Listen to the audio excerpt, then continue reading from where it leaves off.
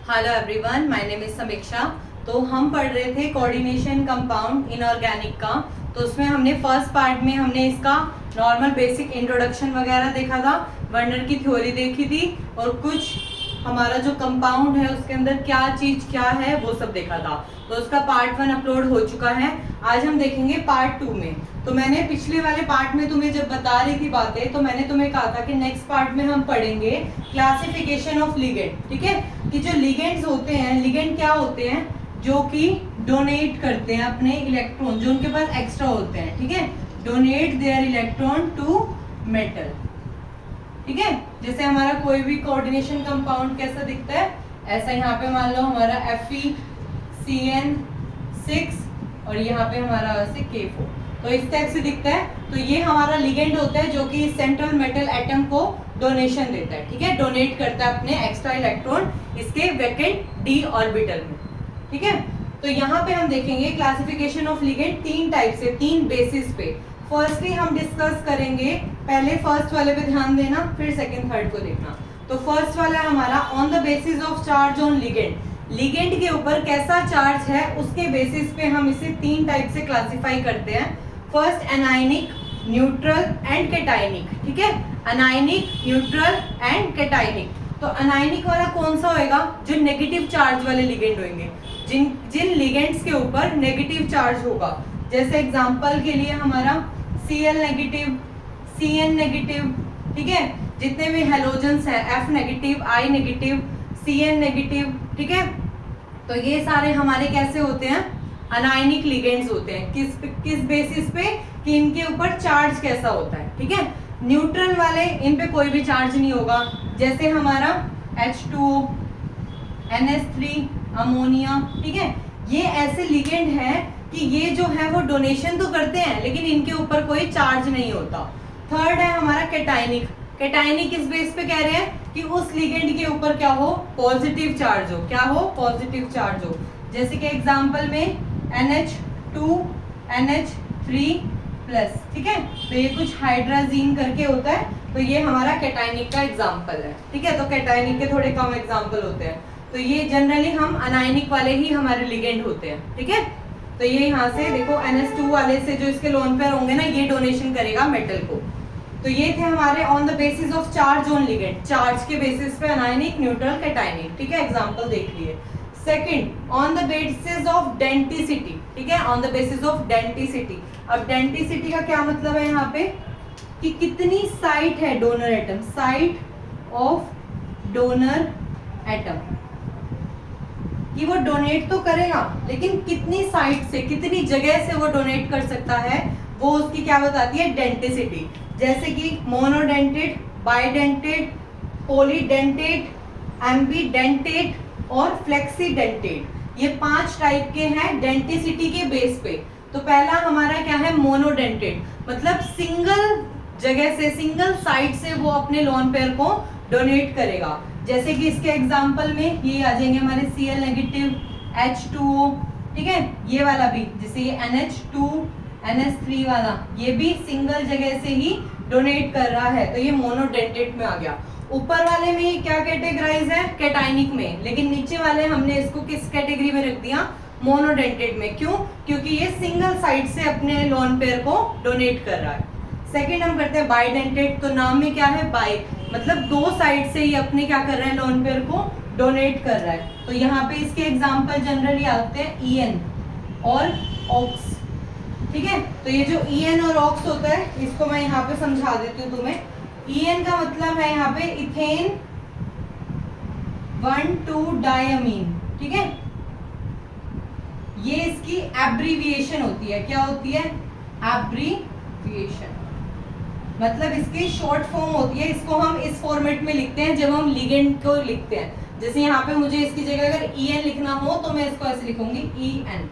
ठीक है, पूरा नहीं लिखूंगी इथेन 1,2-डायमीन, उसकी जगह मैं इसकी एब्रीविएशन यूज करूंगी। ठीक है, तो इसका स्ट्रक्चर कैसे होता है हमारा ये क्या है, इथेन 1,2-डायमीन, इथेन CH2, दोनों साइड पे तुम्हारे क्या लगे हुए हैं, NH2 और NH2।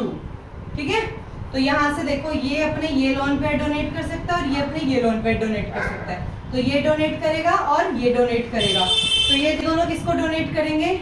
ऑफ कोर्स मेटल को। ये लॉन लिगेंड है तो किसको डोनेट करेगा? मेटल को। तो मेटल को यहाँ डोनेट करेगा। तो ये देखो क्या बना रहा है, एक रिंग नहीं बना रहा, तो इसको कहते हैं चिलेट लिगेंड। चिलेट लिगेंड क्यों? क्योंकि इसने जब अपनी दोनों साइड से डोनेट किया मेटल को, तो इसने एक रिंग फॉर्मेशन कर ली। क्या कर ली? रिंग फॉर्मेशन कर ली। ठीक है। ऐसे ही हमारा जो ऑक्सिलेटो होता है वो हमारा COO नेगेटिव, COO नेगेटिव। तो ये इस नेगेटिव से भी डोनेट करेगा, इस नेगेटिव से भी डोनेट करता है। किसको? मेटल को। किसको? मेटल को। तो ये भी एक टाइप से क्या बना लेता है? रिंग बना लेता है। तो जितने भी बाइडेंटेड होते हैं जो दो साइड से करते हैं या दो से ज्यादा साइड से करते हैं, वो हमेशा ही रिंग फॉर्मेशन करते हैं, वो चिलेट लिगेंड होते हैं। ठीक है।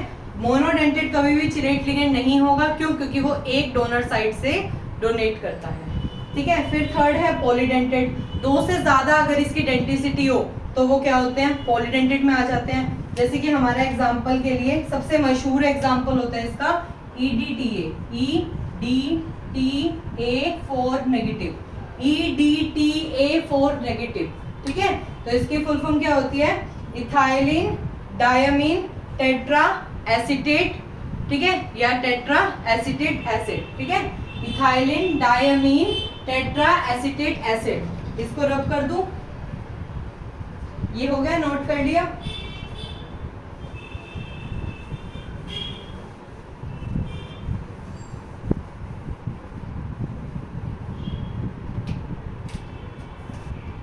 तो यहाँ पे है EDTA4 नेगेटिव। ठीक है। Ethylene diamine tetra acetate acid. तो यहाँ पे क्या लिखोगे तुम? कैसा इसका स्ट्रक्चर, मतलब इसका देखो क्या है, पॉलीडेंटेड में है, मतलब दो से ज्यादा इसकी डोनर साइट होगी। तो इसको कैसे लिखोगे? CH2, बीच में CH2 होएगा, इधर तुम्हारा NH होएगा और इधर भी तुम्हारा N होएगा, और इससे जुड़े होंगे तुम्हारे एसिटिक एसिड, मतलब CH3COOH, इधर भी CH3COOH। ठीक है, लिख लेना, इधर भी दोनों CH3। तो एक तो ये चार साइट हो गई। देखो, एक तो यहाँ से डोनेट कर, क्योंकि ये देखो H यहाँ से चला जाएगा तो ये बन जाएगा ऐसे, ऐसे यहाँ पे हो जाएगा COO नेगेटिव, यहाँ होएगा COO नेगेटिव, यहाँ भी COO नेगेटिव। तो ये चार साइड तो ऑक्सीजन वाली होगी। ठीक है, चार साइड तो ऑक्सीजन वाली होगी और दो साइड इसकी नाइट्रोजन वाली होगी, ये जो दोनों नाइट्रोजन लगे हुए। ठीक है, तो ये टोटल 6 साइड से, इसको हेक्साडेंटेड भी कहते हैं, कि ये 6 साइड से अपने जो है वो डोनेशन दे सकता है, इसलिए इसको क्या कहा जाता है? पॉलीडेंटेड में रखा गया। पॉली में हेक्सा भी आ गया। ठीक है। फिर है एम्बीडेंटेड लिगेंड। ये ध्यान से सुनना, एम्बीडेंटेड लिगेंड में क्या होता है? दो हमारी डोनर साइट होती हैं, लेकिन एक टाइम पे कोई एक ही डोनेट कर सकता है। ठीक है, दो हमारी डोनर साइट होती हैं, जैसे हमारा SCN और NCS। तो ये S से भी डोनेट कर सकता है, N से भी डोनेट कर सकता है। तो देखो, जैसे SCN में ये भी डोनर एटम है, ये भी डोनर एटम है, लेकिन अगर एक टाइम पे वो एक से ही डोनेशन दे पाए तो उसे कहते हैं हम एम्बीडेंटेड लिगेंड। ठीक है, एम्बीडेंटेड लिगेंड। तो हमारा ये S से भी कर सकता है और N से भी कर सकता है। तो S से करते हैं तो इसको कहेंगे आइसोसाइनेटो, और S से करेगा तो थायोआइसोसाइनेटो। ठीक है, इसका नाम चेंज हो जाता है। ठीक है, ऐसे हमारा नाइट्राइटो एक एग्जांपल होता है। ऑक्सीजन से करें तो O नाइट्राइटो, और नाइट्रोजन से करें तो N नाइट्राइटो।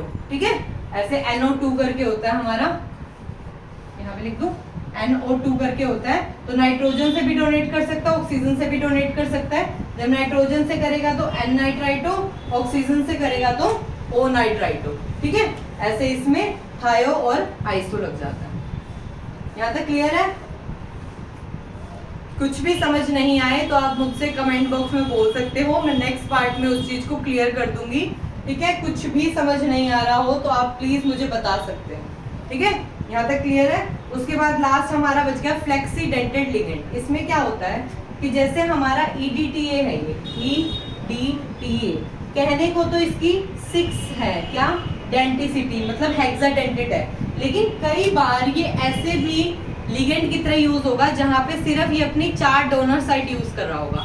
तो कई बार ये अपनी 6 डोनर साइट यूज कर रहा होगा, कई बार ये अपनी 4 वाली डोनर साइड यूज कर रहा होगा। वो डिपेंड करता है कि हमारा लिगेंड मेटल से किस टाइप से अटैच है, किस टाइप से उसे लोन पेयर चाहिए, कितने लोन पेयर चाहिए।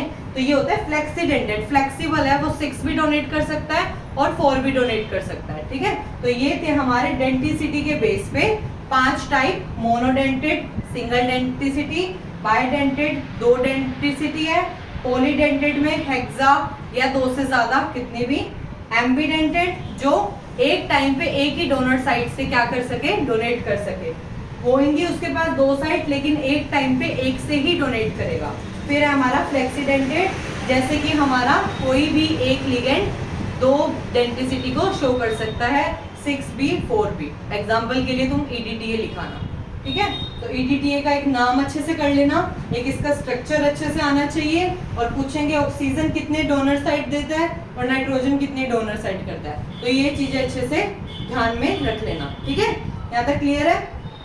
थर्ड हमारा लास्ट, किस बेसिस पे हम इसको कहेंगे, on the basis of type of donation of lone pair.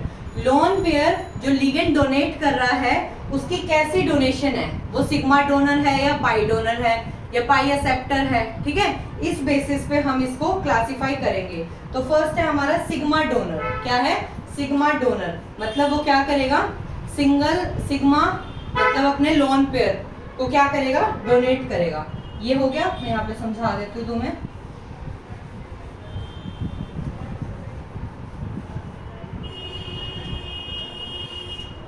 क्या बोला मैंने, सिग्मा डोनर मतलब ये तुम्हारा मेटल है और ये तुम्हारा लिगेंड है। लिगेंड के पास जो इसके लोन पेयर होते हैं वो इसको डोनेट करता है और आपस में ये क्या बोलते हैं, सिग्मा डोनर। मतलब उसने सिंगली अपने लोन पेयर डोनेट करे और क्या हो गया, सिग्मा डोनर हो गया। अगला है सिग्मा डोनर पाई एक्सेप्टर। सिग्मा डोनर पाई एक्सेप्टर मतलब ये मेटल है, ये लिगेंड है, पहले इसने इसको क्या करे, इलेक्ट्रॉन डोनेट करे, तो ये क्या बना, सिग्मा डोनर बना। ठीक है, उसके बाद इस पे क्या हो गई, इसका जो पाई ऑर्बिटल है वो वैकेंट हो गया। इसने जब अपने लोन पेयर दे दिए तो इसका जो पाई ऑर्बिटल है, यहाँ ऐसे पाई ऑर्बिटल है, वो वैकेंट हो गया। पाई कह दो या पाई स्टार कह दो। फिर क्या करेगा, मेटल इसको बैक डोनेशन करता है। मेटल के पास जो भी इलेक्ट्रॉन आ गए वो इसको क्या करता है, बैक डोनेशन करता है और इसका पाई ऑर्बिटल को फिल करता है। तो ये अब क्या हो गया, पाई एक्सेप्टर हो गया, पाई एक्सेप्टर हो गया। ठीक है, तो जैसे इसके जो सिग्मा डोनर है इनके एग्जांपल तो हो गया हमारे ये Cl negative, I negative, Cn negative, ये वाले। जो हमारा पाई सिग्मा डोनर पाई एक्सेप्टर है उसके एग्जांपल है हमारे कार्बन मोनोऑक्साइड वाला, कार्बोनिल बोलते हैं, और एक होता है हमारा NO वाला जिसे क्या बोलते हैं, नाइट्रोसिल कहते हैं। ठीक है, तो इस टाइप के इनमें जो होता है वो ट्रिपल बॉन्ड बनता है सिग्मा डोनर पाई एक्सेप्टर करके। ठीक है, फिर हमारा पाई डोनर पाई एक्सेप्टर, पाई ही डोनेट करता है और पाई ही एक्सेप्ट करता है, तो उस टाइप को क्या बोलते हैं हम, पाई डोनर पाई एक्सेप्टर। ठीक है, तो ये हमारे है classification of ligand. First on the basis of charge on ligand, on the basis of denticity, on the basis of donation of lone pair, किस टाइप का डोनेशन दे रहा है वो अपने लोन पेयर का। ठीक है, तो ये है हमारे क्लासिफिकेशन ऑफ लिगेंड। ठीक है, इसका स्क्रीनशॉट ले लो, लिखना है तो साथ साथ लिख लो।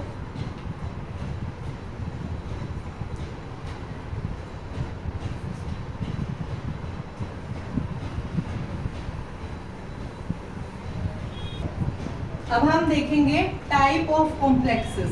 टाइप ऑफ कॉम्प्लेक्सेस, कितने टाइप के कॉम्प्लेक्स बनाते हैं हमारे coordination compound.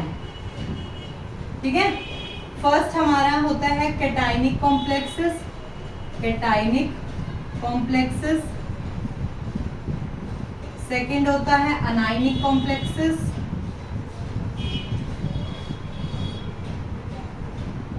And third one होता है हमारा न्यूट्रल कॉम्प्लेक्सेस। ठीक है, तो हमारा सबसे पहले तो तुम ये बताओ कि हमारा कोऑर्डिनेशन कंपाउंड दिखता कैसे है, मतलब क्या फॉर्मेट होता है उसका। यहाँ पे हमारा जैसे एक ही जनरल एग्जांपल है जो बार बार यूज हो रहा है, K4FeCN6। ठीक है, इस टाइप से होता है कि एक एग्जांपल से तुम्हें सारी चीजें क्लियर कर दूं। और या तो क्या हो सकता है, यहाँ पे तुम्हारा कोबाल्ट, अमोनिया, और यहाँ पे हो गया क्लोराइड, ऐसे करके, ठीक है, ऐसे करके मान लो तुम्हारा, ठीक है। तो देखो कैटायनिक कॉम्प्लेक्स कौन सा होएगा कि इसके में कॉम्प्लेक्स पार्ट कौन सा है, ये वाला, इसका कॉम्प्लेक्स पार्ट कौन सा है, ये वाला। तो कैटायनिक कॉम्प्लेक्स कब होएगा, बाय डिफॉल्ट हम कुछ भी करते हैं, मैंने तुम्हें पहले बताया था कि बाय डिफॉल्ट पहला हमेशा कैटायन होता है और सेकंड हमेशा एनायन होता है। इसी टाइप से हमारे एग्जांपल होते हैं, जैसे NaCl, ठीक है, Na+ होता है, Cl- होता है, MgSO4, ठीक है, Mg2SO4। तो यहाँ पे क्या होता है, इस पे पॉजिटिव और इस पे नेगेटिव, इस टाइप से होता है। तो बाय डिफॉल्ट तो यही होता है, इसी तरीके से यहाँ पे हमारा कोऑर्डिनेशन कंपाउंड भी ऐसे होता है। तो ये जो फर्स्ट पार्ट है ये पॉजिटिव होएगा, इधर वाला पोर्शन पॉजिटिव होएगा और पीछे वाला क्या होएगा, नेगेटिव। तो हमारा ये जो मेन कॉम्प्लेक्स है ये हमारा नेगेटिव जा रहा है ना, जैसे ये 4 पॉजिटिव है तो ये 4 नेगेटिव, तो ये होते हैं हमारे कैटायनिक कॉम्प्लेक्सेस, जिसमें हमारा मेन जो कोऑर्डिनेशन कंपाउंड का जो मेन कॉम्प्लेक्स है, जो स्क्वायर ब्रैकेट वाला पार्ट है, वो अगर नेगेटिव है तो वो कैसा है, कैटायनिक कॉम्प्लेक्सेस। और अगर वो नहीं, सॉरी मिस्टेक होगी ना, अनायनिक, वो अनायनिक में जाएगा, ठीक है, सॉरी मिस्टेक हो गई, अनायनिक कॉम्प्लेक्सेस की अगर इसके ऊपर नेगेटिव चार्ज है तो ये क्या हो गया, अनायन हो गया ना, तो इसमें क्या आ जाएगा, अनायनिक कॉम्प्लेक्सेस हो जाएगा।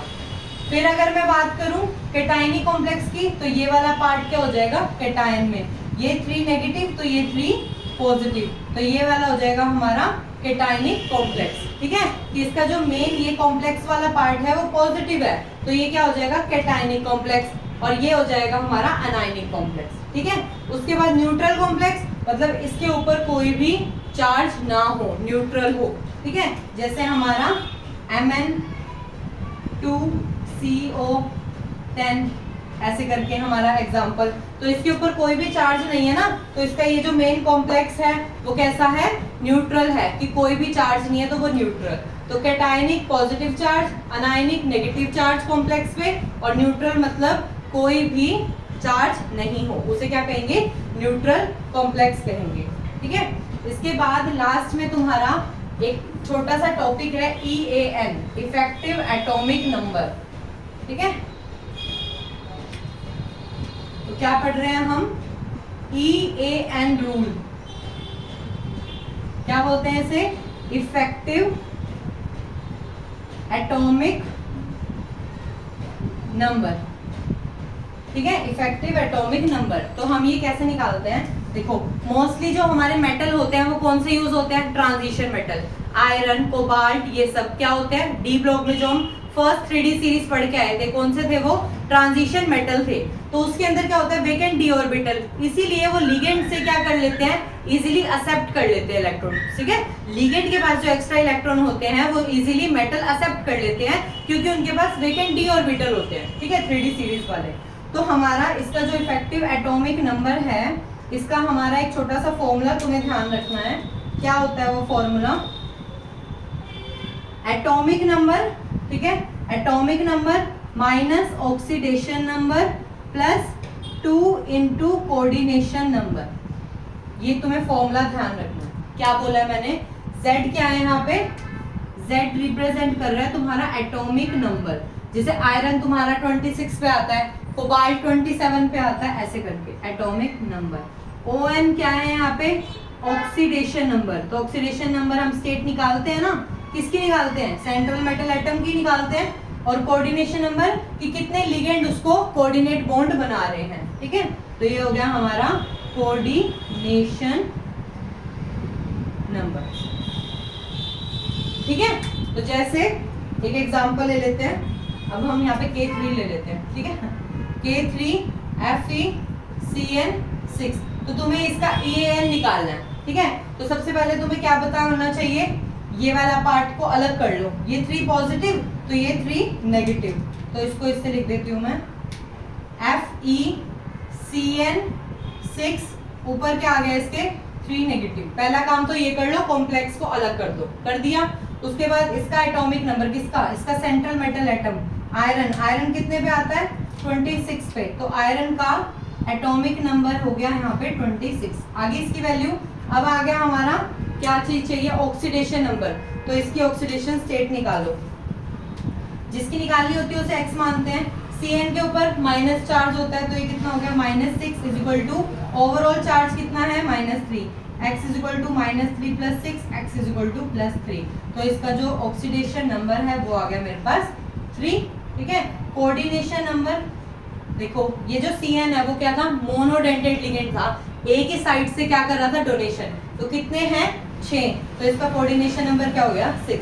ये तीनों चीजें मिल गई, फॉर्मूले में पुट करो, 26 माइनस ऑक्सीडेशन नंबर 3 प्लस में 2 into coordination number, 2 into coordination number, कितना है कोऑर्डिनेशन नंबर 6। इसको सॉल्व करो, 26 माइनस 3 23 प्लस में 12, तो ये कितना हो गया 35। कितना आया इसका इफेक्टिव एटॉमिक नंबर 35।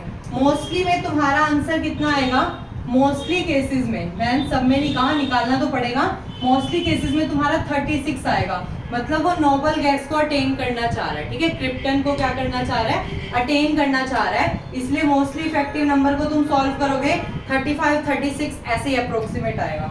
उसमें एक और हम एग्जांपल से सॉल्व करके देखते हैं। एक और एग्जांपल है, जैसे ये करा था ना Mn2CO10, ये वाला, इसका निकाल के देखो। मैग्नीज का यहाँ पे कितना होता है एटॉमिक नंबर 25, तो कितना लिख दो यहाँ पे 25। माइनस में क्या करना होता है, ऑक्सीडेशन नंबर, तो यहाँ इसका ऑक्सीडेशन नंबर निकालोगे तो क्या आएगा 0, क्योंकि जो कार्बोनिल है वो न्यूट्रल लिगेंड है, कोई चार्ज नहीं होता, तो ये हो गया 0। साथ में प्लस में 2 इंटू कोऑर्डिनेशन नंबर, तो यहाँ देखो जब हम इसका क्या बनाते हैं, स्ट्रक्चर बनाते हैं, तो यहाँ पे ऐसे होता है Mn, ये 5 यहाँ CO बॉन्ड होते हैं, 5 यहाँ CO बॉन्ड होते हैं। तो ये कितने से मेटल से कोऑर्डिनेट कर रहा है, 1 2 3 4 5, और ये एक एक्स्ट्रा मेटल बॉन्ड। ठीक है, उसको काउंट नहीं करोगे, एक मेटल कितना कोऑर्डिनेट बॉन्ड कर रहा है CO के साथ। तो यहाँ पे लिखोगे 5 + 1, ये 1 किस लिए है एक्स्ट्रा, जो Mn के बीच में बॉन्ड बन रहा है। तो ये हमारा थोड़ा सा एक्सेप्शन केस है, इसीलिए मैंने तुम्हें यहाँ पे डिस्कस कर दिया। तो इसका आंसर बताओ भाई कितना आएगा, 25 प्लस 2 5 से 10 + 1 11, तो आंसर आ गया 36। आ गया ना 36। तो ये अटेन करना चाह रहा है नोबल गैस वाली कॉन्फ़िगरेशन। तो ये था तुम्हारा EAN, effective atomic number rule. तो ये आ जाता है कई बार तुम्हारे नेट में भी, नेट के जो क्वेश्चंस होते हैं IIT JEE, उनमें ये वाला जो पोर्शन है वो बहुत ज्यादा इंपॉर्टेंट है, इफेक्टिव एटॉमिक नंबर। क्यों, क्योंकि ये क्या है, फॉर्मूला बेस्ड है, तो ये ज्यादा आएगा। फॉर्मूला देख लो एक बार, Z क्या है, atomic number minus oxidation number plus 2 into coordination number.